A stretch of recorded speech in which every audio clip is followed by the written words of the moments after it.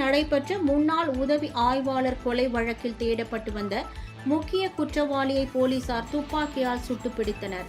நெல்லை down பகுதியில் நில தகராறு காரணமாக முன்னாள் காவல் உதவி ஆய்வாளர் ஜாகிர் உசேன் பிஜ்லி என்பவர் 3 பேர் கொண்ட கும்பலால் வெட்டி படுகொலை செய்யப்பட்டார்.